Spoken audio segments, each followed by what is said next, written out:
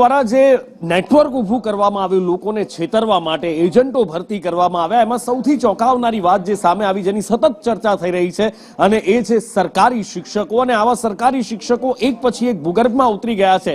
સરકારી નોકરીથી મોટું આમ તો એવું કહેવાય કે બીજું કશું જ ના હોય, પણ સૌથી વધુ ભાગીદાર સરકારી શિક્ષકો, એવા શિક્ષકો જે રાજીનામું પણ આપી ચૂક્યા છે. પરવ્યા શાળાનો, ખેડ બ્રહ્માની પરવ્યા શાળાનો એક શિક્ષક પોપટસિંહ પણ સામે આવ્યો છે, જે મૂળ કપડવંજનો વતની છે, અને સંદેશ ન્યૂઝ તેના વતન વાઘજીપુર પહોંચ્યું.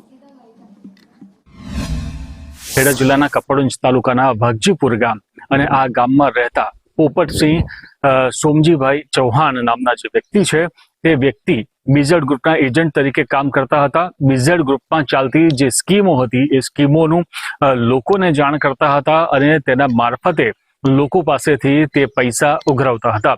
આ જે પોપટસિંહ છે તે શિક્ષક તરીકે ફરજ બજાવે છે. પહેલા તો આપણે આ ઘરના દ્રશ્યો બતાવી દઉં. અને આ એમનું જ ઘર છે, વાઘજીપુરા ગામ ખાતે આવેલું આ તેમનું ઘર છે. તેમના ઘર ઉપર હાલ તાળા મારેલા જોવા મળી રહ્યા છે.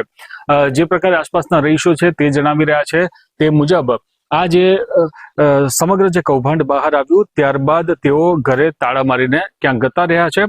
પરંતુ પોપટસિંહ સોમસિંહ ચૌહાણ હાલ ખેડ બ્રહ્માની પરવ્યા નવી ફળી પ્રાથમિક શાળામાં શિક્ષક તરીકે ફરજ બજાવે છે.